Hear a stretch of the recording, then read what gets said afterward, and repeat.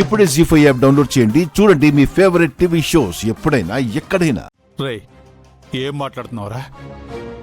జెండే sir అంటే ఎవరనుకుంటున్నావు? వర్ధన్ కుటుంబానికి కవచం.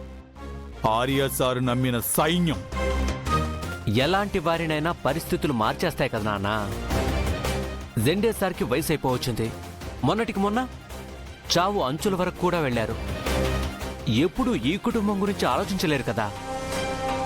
తనకు పెళ్లి పిల్లలు లేకపోయినా రక్త సంబంధం ఉన్న తమ్ముళ్ళు చెల్లెళ్ళు ఉన్నారు కదా. వాళ్ల కోసం ఏదో ఒకటి చెయ్యాలి అనుకుంటారు కదా.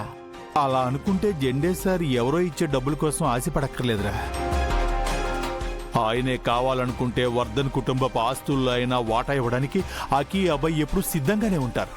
కానీ అది తన నిజాయితీకి స్వామి భక్తికి మచ్చగా పెద్ద ప్రశ్నగా మారొచ్చు అనే భయం కూడా ఉంటుంది కదా నాన్న. డబ్బు కోసం ఎన్ని రోజులు ఇంత చేశాడనే పేరు రాకూడదనే కదా అనుకుంటాడు. లేదురా, అలా అనుమానించడం కూడా తప్పే. నాన్న, మీకు విషయం తెలుసా? నేను ఆఫీస్లో జాయిన్ అయిన 2వ రోజే కొన్ని డాక్యుమెంట్స్ చూశాను. వాటిలో జిండే సార్ వాళ్ళ తమ్ముళ్ళు చెల్లెళ్ల పేరు మీద కొన్ని ప్రాపర్టీస్ అండ్ ఫిక్స్డ్ డిపాజిట్స్ కూడా ఉన్నాయి. అవి కూడా పెద్ద మొత్తంలో. కానీ ఆఫీస్ అకౌంట్ నుంచి అంత డబ్బు ట్రాన్స్ఫర్ కాలేదు. మరి అవన్నీ ఎలా వచ్చుంటాయి? జెండే సార్ని అనుమానించడం నా ఉద్దేశం కాదు నాన్న. కానీ ఎవరిని నమ్మకూడదు అనేదే నా ఉద్దేశం.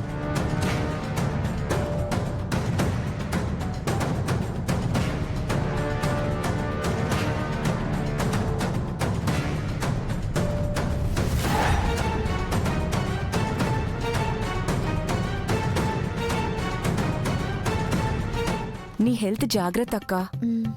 ఒంటరిగా బయటికి ఎక్కడికి వెళ్ళకు. 136. ఆ కౌంటింగ్ ఏంటి శంకర్ గారు?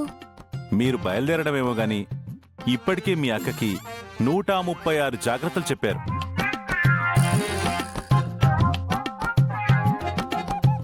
ఓ పని చేయండి, మళ్ళీ గదిలోకి తీసుకెళ్ళి చెప్పాలనుకున్న జాగ్రత్తలన్నీ చెప్పి రేపో ఎల్లుండో తీరుబడిగా బయలుదేరండి.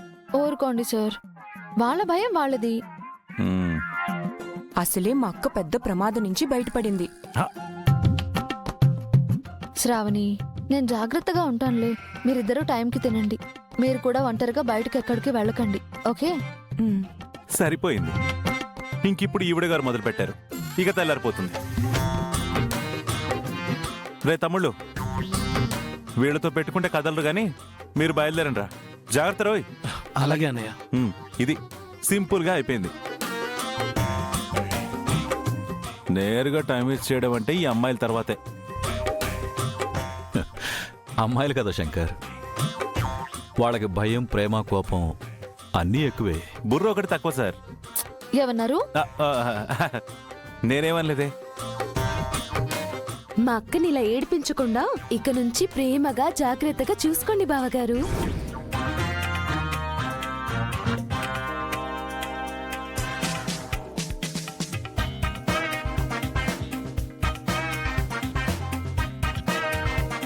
సంధ్య, ఏంటి బావగారా? వామ్మో, ఈ ముగ్గురు సిస్టర్స్కి ఏదో అయిందండోయ్.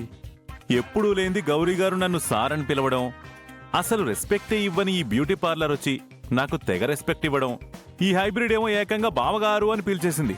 లాభం లేదు, లాభం లేదు. డెఫినెట్ గా వీళ్ళ ముగ్గురికి ఎక్కడో ట్రీట్మెంట్ ఇప్పించాలా బాయ్. ఏదో మాట వరుసగానే ఉంటారు సార్, వదిలేయండి. మీరు బయలుదేరండి అమ్మా. బయలుదేరండి, బయలుదేరండి. అక్కి, రవి కనిపించట్లేదేంటి? ఆయన గదిలోనే ఉన్నాడు, నేను చెప్తానులే. ఓకే మరి, బాయ్. బాయ్.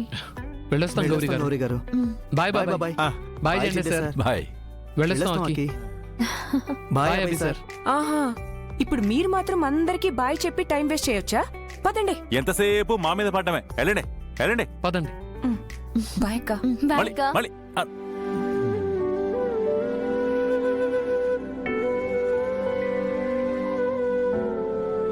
వీళ్ళంతా ఒకే చోటు ఉంటే భలే సరదాగా ఉంటుంది. సరదాగా కాదు, మెంటల్ వచ్చేస్తుంది వీళ్ళతోటి.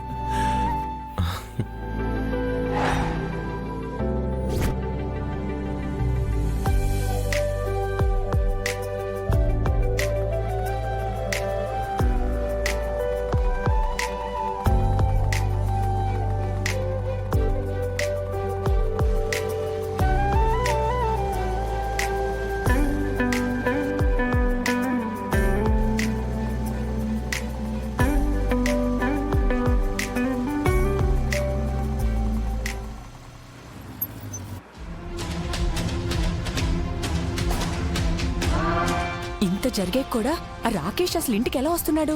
వాణ్ణి చూస్తుంటేనే నాకు చంపేయాలంత కోపం వస్తుంది. మా అక్కని ఎంత బాధ పెట్టాడు రాస్కల్. లోపలికెళ్తే ఆ భయ్యేవాడిని షూట్ చేసి పడేస్తాడులే. ఇంతకీ ఆ పక్కనున్న అమ్మాయి ఎవరు? తను మాయా అనుకుంటా, రాకేష్ వాళ్ళ సిస్టర్. మాయానా? అవును, మెయిన్ విలన్ తనే అంట. తనే రాకేష్ ద్వారా అన్నీ చేయిస్తుందంట.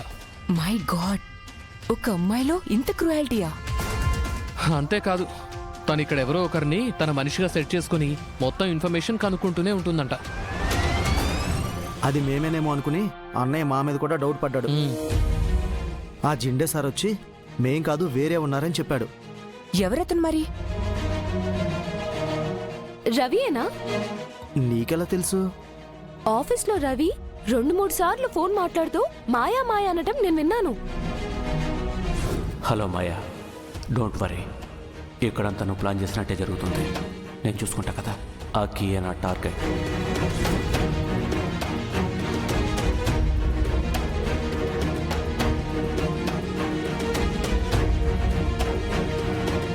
తన మాటలు వింటుంటే నాకు అప్పుడే డౌట్ వచ్చింది. కానీ అతని మంచితనం, నటన చూసి నేనే పొరపాటు పడ్డానేమోని ఓవర్లుక్ అయ్యాను. వాడేదో ఉత్తముడని మాతో వాణ్ణి కంపేర్ చేసి మమ్మల్ని కూడా తీసి పారేసినట్టు మాట్లాడారు కదా. అప్పుడు నిజం తెలియదు కదా. అయినా వాడి నటనకి ఎవరైనా అలాగే అనుకుంటారు. ఒక మాట చెప్పొచ్చు కదా సంధ్య నాకు. చెప్పాను కదా, నేనేదో మాయలో ఉన్నానప్పుడు.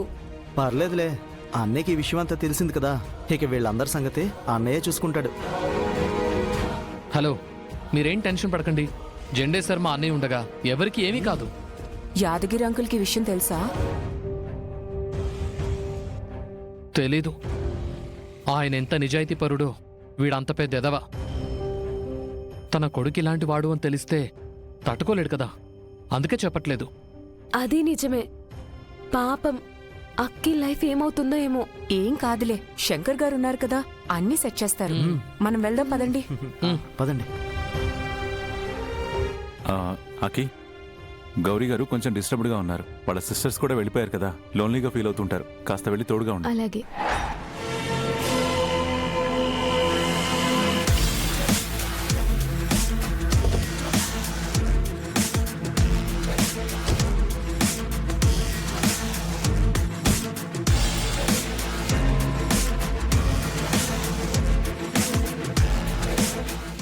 జీ5 యాప్ డౌన్లోడ్ చేసి అన్ని ఎపిసోడ్స్ పూర్తి ఉచితంగా చూడండి.